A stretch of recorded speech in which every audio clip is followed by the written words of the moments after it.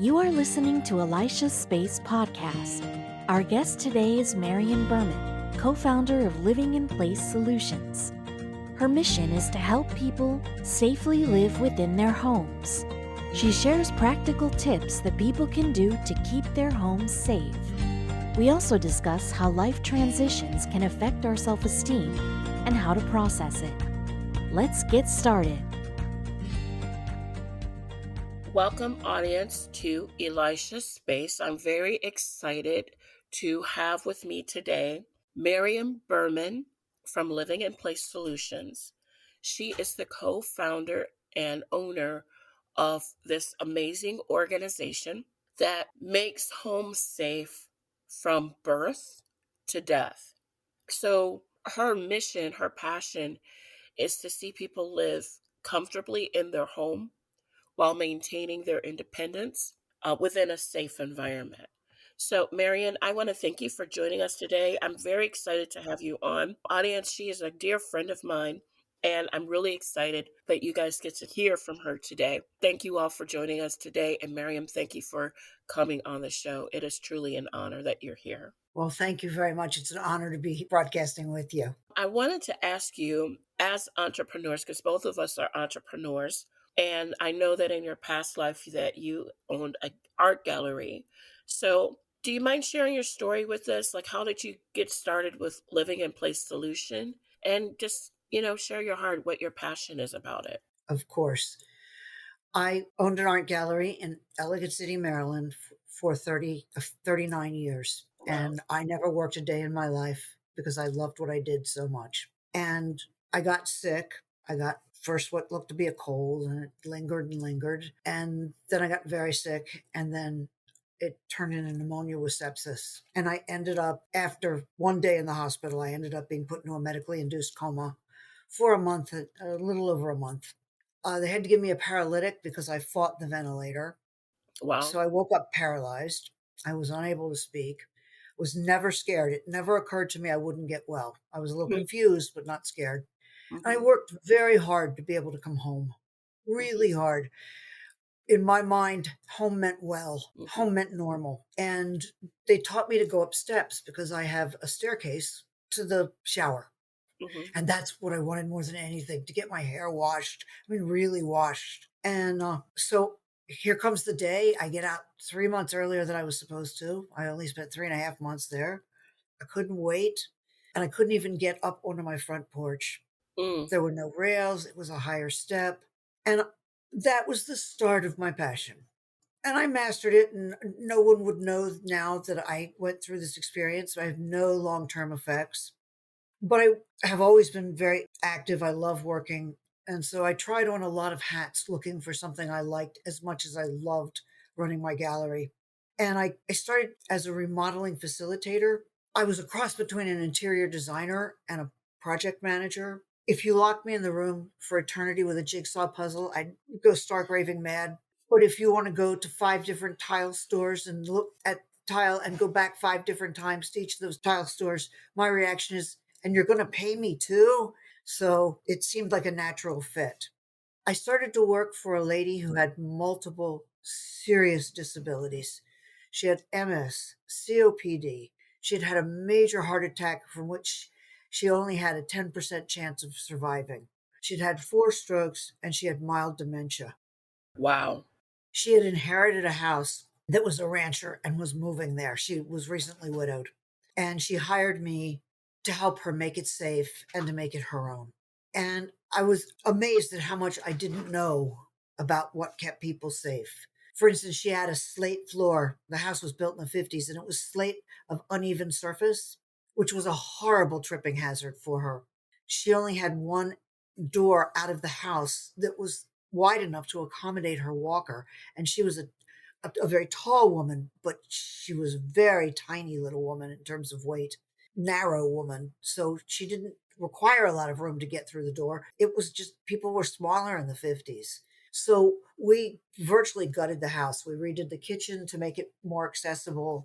We jackhammered up that floor, put in non-skid floors for her, did all kinds of things like that. We even put an elevator, although that one was kind of absurd because it was a rancher, but she wanted to be able to get to her basement. She wanted that independence of not having to ask someone, because she had 24-hour caretakers, to run downstairs and get something for her. And I realized that I loved doing that. The contractor that I'd used most often had pretty much retired, and I pulled him out of retirement to help do some of the smaller projects at this home. And he came across this certified aging in place class in Washington, D.C. So, very close. And it was a weekend. And so we got our certifications. Unfortunately, we got our certifications on a Sunday, and that Friday, Governor Hogan closed the state. And of Wow. course, nobody wanted anyone in their homes. And at that point, I didn't feel comfortable enough to do a Zoom assessment of someone's home. Right. So I used that time and I got my certified living in place certificate. And from that class, it approached the same problems in different ways. And from that class, I realized, what good is it if I'm healthy and can go up and down my stairs, but my sister-in-law can't visit me because she can't get up the porch? Hmm. And I heard a visionary man named Louis Tenenbaum, and I encourage all of you to look him up. He has a organization called Homes Renewed. He has been building universal design houses before we ever heard of them, with 0 step entries and banisters on the right hand and the left hand side, because you go up with one hand, you go down with the same hand, but you're now opposite facing. And living in place certification talked more about universal design and making it safe for everyone. And then I took the Age Safe America certification. That has a much larger fire safety component, because the statistics for seniors dying in fires or handicapped people dying in fires is staggering. And then Mike and I started operating. Wow. Wow. So this stemmed from, imagine that this stemmed from something this was birthed from, an absolutely horrible experience that you had. And it sounds like you're trying to going full circle and making it better, trying to make it better for others as well. Like it's your way of healing from some of the trauma that existed from when you were in a coma. I think one of the things that we don't, as we, before we, when we're still in that category that we're not thinking about aging, Hmm. except positively, I can't wait till I can do this at this age. We don't think about the effect that it has when you can't do something anymore. Something that you've done all your life, like climb a 8 foot ladder. Suddenly it becomes terrifying because you don't bounce the way you used to. Or Right. going up the steps requires a banister because your balance isn't quite what it was. Hmm. But those are things that can be worked around. There are very few architectural barriers that can't be overcome or circumvented. Hmm. Now, sometimes it takes more money than somebody has, but at least the person has a choice. And losing choices is the hardest blow to your independence, I think. I think so too. I think so too. I think that's why so many people, it's changing the subject a little bit, have difficulty not driving anymore because it takes away so much, you know. The National Aging in Place Council just released a book entitled Conversations on Aging in Place, and it was written by 14 top people in various aspects of the field. And they identified 5 pillars of successful aging. Hmm. The first is health and wellness. That's where you come in, or a good part of where you come in. Hmm. The second is housing. That's where I come in. The third is community, which we all learned about in the pandemic. Most definitely. The one that nobody thinks about is transportation. Yes. When we make our life plans, oh, finances was the fifth. Most people at least think about retirement income through Social Security, even if they don't create a plan. Hmm. But there's even a tiny mechanism in place. Hmm. And sometimes they will think about the safety of their house, or they'll look at themselves and say, gosh, I'm having trouble staying here, and start Hmm. looking for different housing. But we don't think about that time when our cars are taken away. And it's going to happen. There will come a time, mine much sooner than yours because I'm 20 years older than you. Well, by age, we can say that, but I'm not wishing negatively against me, and I believe in the power of words, so I'm not speaking that also. But truthfully, anything can happen. Yes, yes. You kind of need to have that kind of a mindset of preparation. As part of my interview process, when Mhm, I'm in someone's home, I will say to that person or to that couple, please call Lyft or Uber and go somewhere while you don't need them, mhm, just to learn how to do it. So that if you're in that situation, if only one member of the family drives, if that mhm. person's incapacitated, the family dynamic is totally changed, and the surviving or healthy or still competent person can't get to the doctor. It's Right, beyond, can't get to church or synagogue, right. which is, a huge pillar of support. So if you know how to do it, it's not so intimidating. You're already dealing with so many other things when that happens that just make it a little easier. So tell me some of your success stories. Tell me about some of your clients that you've worked with in the past. And Well, I think my favorite was somebody who I helped. This was very early on. I helped him plan his condo and I made him put in grab bars. And this man is very careful with his money. And he grumbled every day that he spoke to me about that $200 he spent on grab bars. And then he called me and said, I cursed you every day until I slipped in the shower and that grab bar saved me. right. It's a little victory because we don't know what happened, but it was a huge victory. Mhm. Mhm. And my favorite was a gentleman who built his house 50 years ago. And he put the best materials money could buy into the house 50 years ago. And to him, it was perfect. He didn't see the wear and tear on both the house, raising kids and all of those kinds of things, Right. and on his body. And he was very stubborn. I was called in by his children who wanted him to consider updating his bathroom, and his wife really wanted him to change the flooring. Mhm. Well, it turns out that he's got low vision and he needs a hip replacement but won't have it.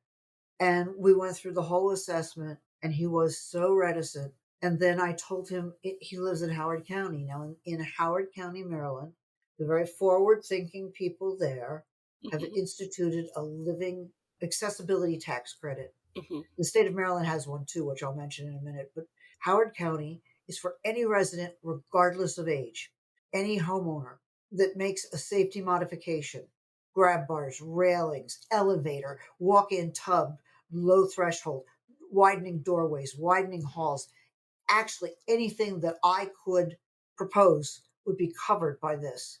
There's a $2,500 tax credit, property tax credit. So, because I was able to tell him about that, he was amenable to making these upgrades that would make his life so much better. Take the worry off of his adult children. There is, I don't want to say there's funding available, but there is ways to get support with funding. Absolutely. The state of Maryland has two programs. One is need blind. The person has to be over 55 or have a over 55 parent live with them. And for these same modifications, pretty much anything that I would suggest, there is a $5,000 state tax credit. Now, it's a little complicated in the way it works. It has to be filed with the year that it was done with those taxes, Mhm. and there's a form that needs to be filled out, which is accessible on the maryland.gov website. People can reach out to me and I can send it to them. It's a first come, first served basis. So it's good for people that file their taxes in a timely fashion. It's Right. not so good for people who wait till April 15th because when the money runs out, it runs out. Okay. Okay. And then for Medicaid patients, or no, I'm sorry, for people who have an income under, I think it's 52,000, it's either 52 or 56,000 for a couple. There is a Maryland grant that is an interest-free mortgage. That interest-free mortgage is no payments, no interest for the life of the both people in the house, or 30 years, whichever comes first. So basically you're just taking equity out of your house, using it with no penalty, no fees, no nothing. Where a home equity loan, of course, you pay back, and now it has to be paid back when the deed is transferred.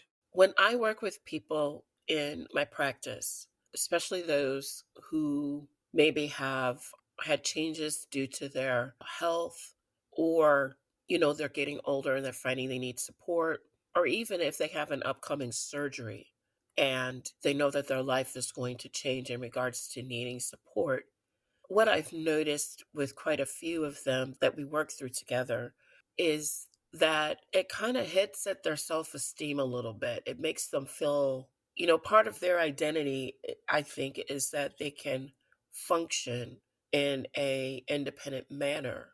So it's kind of like a hit at the ego a little bit when you find that you need those additional supports. What are some practical tips you can probably share with others who are listening who may be going through this type of a transition to help them with this change that they may be experiencing? Well, in terms of very practical things, there are a few things that you can do in your home immediately. One is make sure that all of your rugs are secure. They make all different kinds of rug grips. Amazon, not that this is a commercial for Amazon, but it's a great place to do research and then buy it somewhere else if you don't want to buy from Amazon. I shop Amazon, so, it's like the go-to place, but go ahead. They sell all different kinds, just corner pieces, Mhm, mats that go under. You just want something that turns it into non-slip. mhm, Or take the rugs up, remove the clutter. As mhm. we age, we find it harder and harder to get rid of stuff, particularly those of us who are children of the Depression. We're raised with the philosophy, don't throw it away. You might need it someday. Right. And I always say to people, that's true, but will you be able to find it? And at least in my house, no, I'm not. Mhm. Grab bars, grab bars, grab bars, grab bars. Grab bars are the new seat belts. And people go, oh, they make me look old. They make exquisite grab bars now. They make hidden grab bars now. There's a company called Grab Accessories that makes a grab bar that looks like a shelf for toiletries and stuff, and the grab bar is underneath of it. They make a Mm, toilet paper holder that attaches, that's a grab bar. So those are things that don't cost a lot of money, but don't get the suction cup ones. okay. Don't I get the can just suction cup imagine that ones. sliding because knowing me, It's one thing to grab it, to hold on to step over something. It probably would hold for that. As you're falling, that force on it increases exponentially. okay. So those are the biggest tips I can give right away. How would someone, if you lived in an apartment, you can't necessarily. By law, they have to allow you to put in grab bars. Okay, okay, And it's a benefit to the next person that moves in. I would say. There's three approved ways to install grab bars Mhm, that are approved by the ADA, American Disabilities Association, under the American Disabilities Act. One is the best, but this is there are no walls, just studs. Is blocking wood blocks attached to the studs to grab bar to be screwed into. mhm, Most people who are can't do that if unless they're building or remodeling. mhm. The second way is with a piece of hardware called a wing it. It's toggle bolt, but better. Okay, I mean, it works just like a toggle bolt, and all hardware stores sell them. okay. The last way is very new. It's an epoxy. It's a German product. If people want to check it out, it's the website is nodrillrequired.com, and that is approved as well, and that will hold up. Now, if it is a person of size, I would suggest not using that. Okay, There are not enough tests long term. okay, okay. It's been rigorously tested, but we see with recalls and stuff, they find things 10 years down the road. You have mentioned that your business is pretty much was local or more statewide. Are you national? Have you become national? I can, if the person who is not accessible by car easily, I can do a Zoom assessment. It requires mobility and a little bit of comfort with technology Okay, on the side of the person who needs help. okay, okay. So, yes, I mean, I'd be delighted to help. I charge a substantially reduced fee for that because I'm not getting in my car. I'm my work is minimized, and Mhm. I do this because I love it. Getting paid is just the gravy or the icing on the cake, and pays for my gas to do it. Right, right. Well, that's the same thing for me. I mean, that's like this podcast and my other businesses, practice as well as the store. It's all my passion. So, it's the best thing to do is doing what you love and earning an income. Absolutely. You Yeah. never have to work then. Yeah, it doesn't feel like work. I wanted to also ask you, what are some of your favorite resources? Maybe for people that have loved ones that are needing support regarding changes needing to be made to their home, and then also for individuals who you've listed so many resources, but I was wondering if you had anything in addition to maybe for the Well, family. first off, AARP Right, AARP. is a fabulous resource. They've published a guide that they will send free that will tell you basically where the danger spots are and how to address them. Hmm. Is one. The statistics about what happens after a fall and the statistics about what happens when one enters a nursing home are frightening. And I'm not going to quote them because I don't believe in frightening people to do things. Right. So it's best to stay at home, but sometimes it means navigating really uncharted waters for the child or the person or the spouse.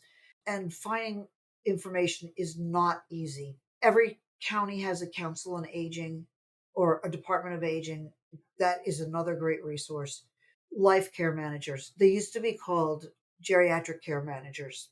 Nobody goes into that business who isn't kind and compassionate as well as having knowledge of things to do. So, say for instance, you had an elderly uncle who lived alone, he has no children, and he needs help with his medication, and he might need help having some staffing come in and assist him, and he needs help figuring out how to eat to regulate his diabetes and those kinds of things. And you live 600 miles away.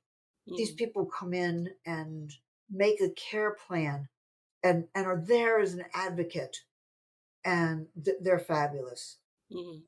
I think about, some of these populations that maybe have felt uncomfortable with having someone in their home still, because we're all still getting accustomed to being around people again. You know, from COVID, we all like became more isolated, and and then we started coming back together, and I think people are still cautious about coming back Yes. together.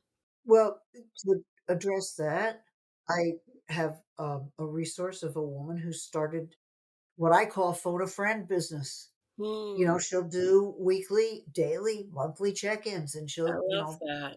Yeah. you can buy an hour of her time to just sit on the phone and chat. And Mhm. she's got people that, want to talk about their grandchildren and talk about, missing their spouse. And, sometimes we as the children say, "Oh, mom, you told me that." Right. Or we as parents hear from our children, "Mom, you told me that." Because that's how Mhm. you hear it when you're the mom. Right, right, And she doesn't care that she's heard it before. right. She knows that she's providing a service to listen again. Yes, yes. Yes, most definitely. Well, Marion, I wanna thank you for coming onto the show. I wanna thank you so much.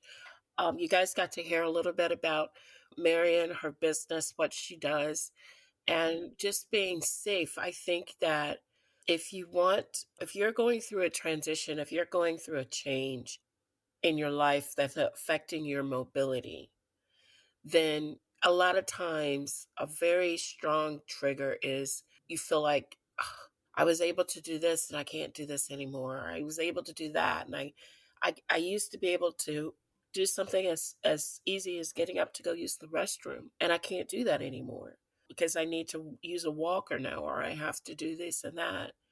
Just know that there's resources out there, there's provision so that you can have a more independent lifestyle and keep your dignity. And let me mention this too. I know that when we talk about grab bars, we talk about some of these things, maybe we're thinking, okay, so this is going to look, terrible in my home. It's not going to match color. I have seen some of Marion's work of like before and after, and it really accentuates the home. It looks like it's part of the natural furniture, and you can't even really tell that that's a support. It looks like it's a feature within the home that accentuates the home. So don't allow that to prevent you from living safely, because there are alternatives that are out there. One last thing, when I think about finances and things like that, some people may have some struggles with paying for some of these things. And I know we talked about grants and tax credits and things of that nature, but kept it to Maryland, and the podcast goes out national. Do you know if there's any federal funding that's also offered as well, or assistance and support with that? At this point in time, it's been handled within each state. However, the visionary I mentioned, Louis Tenenbaum, through Homes Renewed Coalition, is trying to get a bill through Congress. And we all know how quickly that happens. Right. But he's been working on it for a while now. It changes. So I'm not going to give you exact figures, but it will allow people under a certain age to take money out of their 401ks and pensions with no penalty. It will allow people over 55 to get a full tax deduction. Okay, So, that's and great. and if you do need grab bars, if you need an elevator, if you need a stair lift, if you need a walk-in, well, don't get a walk-in tub, and people can call me to ask me why later. A walk-in shower. Right. If your doctor writes a prescription for it, it is a tax deduction. Okay. So it's still money out of your pocket. So I know but it does reduce what that liability is for you. Okay. Okay, that sounds good. And if anyone is a veteran who served during a war and sustained an injury or was exposed to Agent Orange or things like that, check with your local VA. There are grants ranging from $6,500 up to $125,000. Okay. Okay, that sounds good. I will throw this out there, and then we will conclude. And I'm sorry that I keep going. I can't help it, because I really want to help people. The other part of this too, guys, is I understand that it's also an adjustment. It's an adjustment for the people you care about who are going through this transition, and then it's an adjustment for the person experiencing the transition, and they're both very different experiences. So I encourage you to, look out for different resources around you. Join a support group. I can add some support groups if you guys would like within the description that you could become a part of and join, as well as talk to someone, talk to a good friend, talk to, another therapist, talk to someone, so to kind of help you through this, because it's another phase. I know for myself, it had been a while since I had visited a relative. And I visited this relative, and I realized, wow, they're really, like, in my mind, I still thought of them as 35.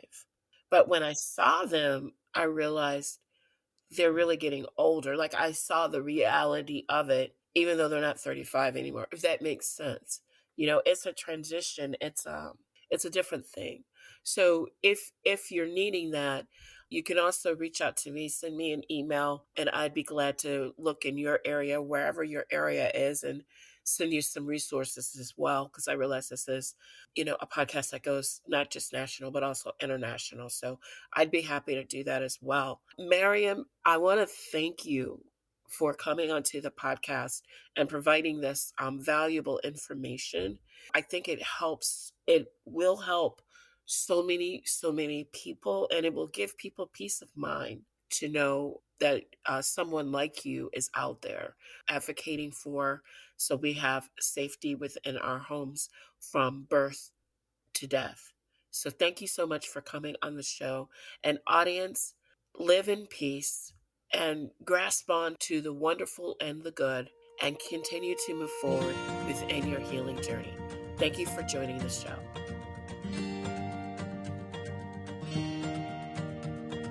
Thank you for taking time out of your day to listen to Elisha's Space, where we discuss issues of mental health and faith. Like our shows? Subscribe so you can be in the know of upcoming episodes. Now go, move forward, in your healing journey.